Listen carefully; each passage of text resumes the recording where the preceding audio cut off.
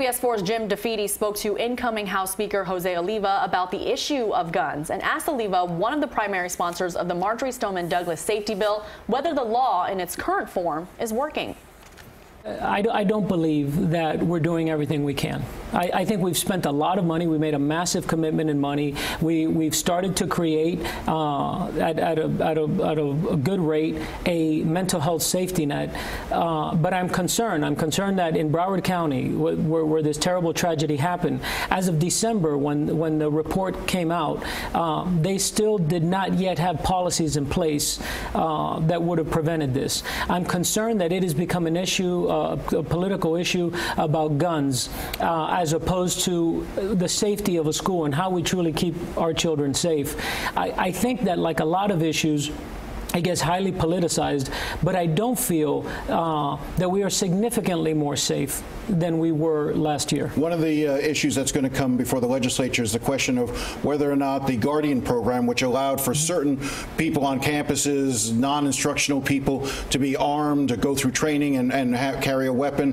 This is likely to try to be expanded to include teachers having that option if they so choose and decide to go through the training. Do you support that? I do. I think, and that's what people don't understand. When we have images in our mind, and when someone says a teacher with a gun, you know, the first thing in your mind is your second grade teacher, Miss Murphy, and you thought, my goodness, you know, mine was Miss Desi. Yeah, Miss Murphy couldn't possibly carry a gun. Well, Miss Murphy would have never passed the almost military-like training that it would have taken to have been deputized by the local sheriff to carry a gun. Miss Murphy couldn't have possibly done the continuing education required or the continuing training to maintain that proficiency. Now, Miss Murphy was my favorite teacher that I had the entire time I was in school. We loved her. But that would not be a person I'd see with a gun.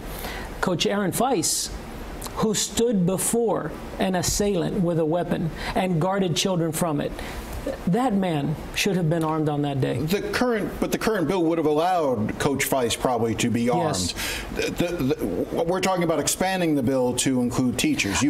I would expand it to anyone that can pass a rigorous physical and mental test and have the proficiency to be deputized by a local sheriff. Do you worry that introducing more guns into schools may make schools less safe, though?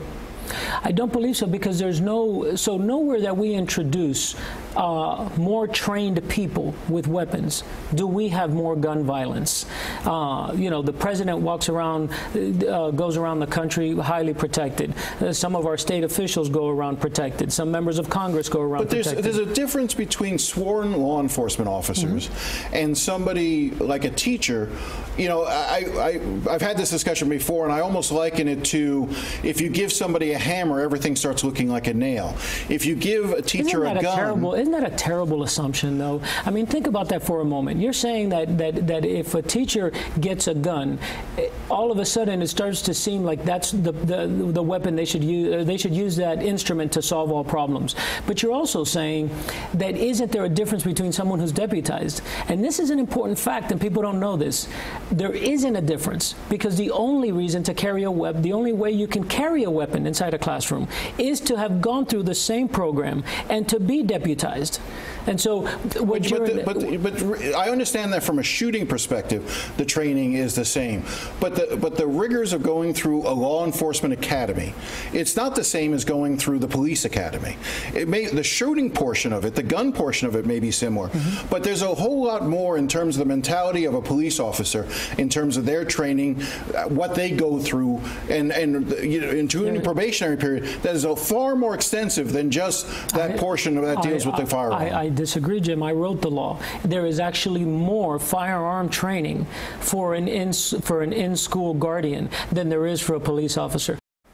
Oliva was asked whether he would support efforts to repeal the MSD High School Safety Act. He said no.